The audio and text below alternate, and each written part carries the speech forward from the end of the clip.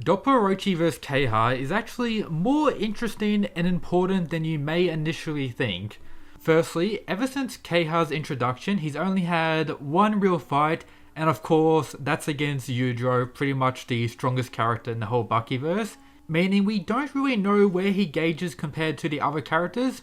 Of course, he has the narrative of having a rematch with Sukune in the future, so him being on Sukune's level is the most likely outcome, but him fighting Doppo right now will give us a very good understanding, and it will actually help me out quite a bit.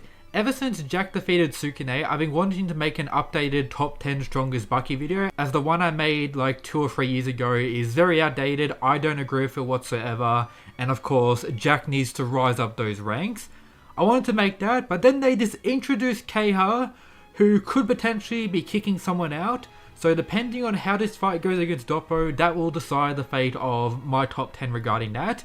And just the build up we're getting for this fight, these few chapters I'm going to talk about today, have been fairly decent. So yeah, Doppo Orochi getting some badass hype, which does lead into something I'm going to talk about soon about current Doppo being the strongest, which I talked about in a whole dedicated video here, wherever it is. But we've got more information supporting that point as well, which is of course as expected. And before I continue, see this fruit here, the kiwi fruit?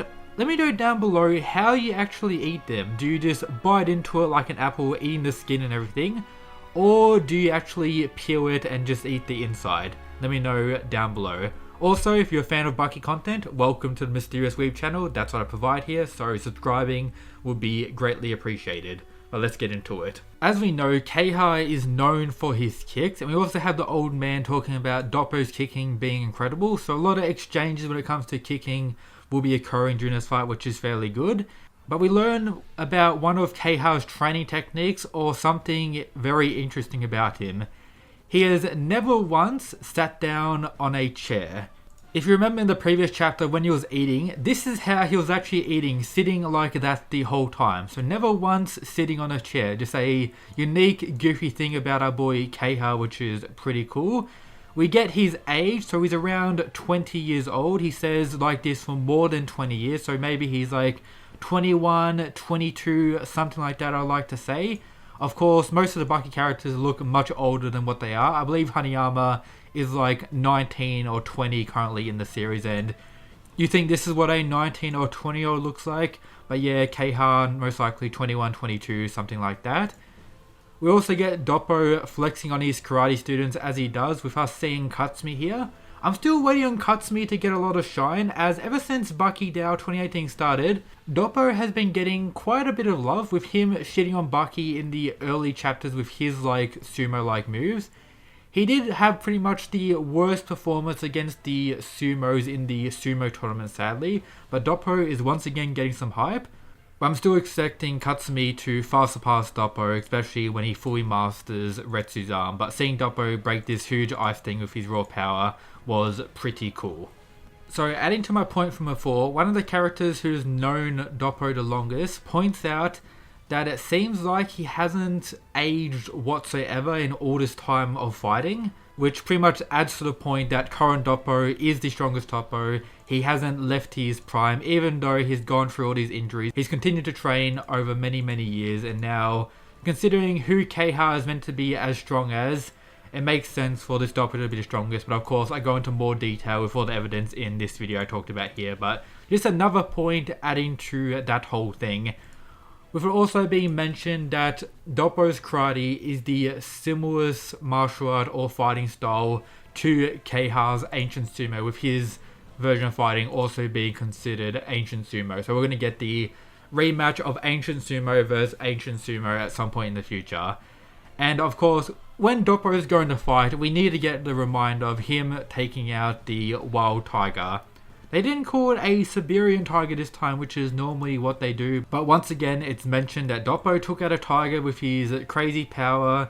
But we see both of them walking out with these very badass panels. I like to see those, and Doppo looking extremely smug. That is very cool. So I do think Kehaya's going to win this fight. If he does, it may be a little bit annoying, as it may delay the whole Jack stuff even more. If he was to lose against Doppo, I think we would actually get the Jack stuff straight away. So I want Doppo to win for that reason, but I think Keha's going to win. Most likely high diff, as Doppo, even though he got kinda done a little bit dirty during the sumo tournament, most likely has improved since then, is definitely going to get more shine during this fight and will be given some justice, but Keha winning is the more likely outcome for me personally. Also, apparently, we won't be getting a new chapter for Baki until the 1st of September, sadly, so stay tuned for that when the fight actually begins. There's also this panel from earlier parts of Baki where it stated that running away from Yujo isn't actually considered a coward act. As we know, Kehaya actually ran away or did a tactical retreat, whatever you want to call it. Also claiming that he has never faced defeat, or the Kehaya family hasn't faced defeat ever since the original feat from the original Sukune and Kehaya. They haven't been defeated since then. It's stated in the verse that running away from Yujo isn't a coward act, and he does call it a tactical retreat, everything like that. So that is pretty funny to point out.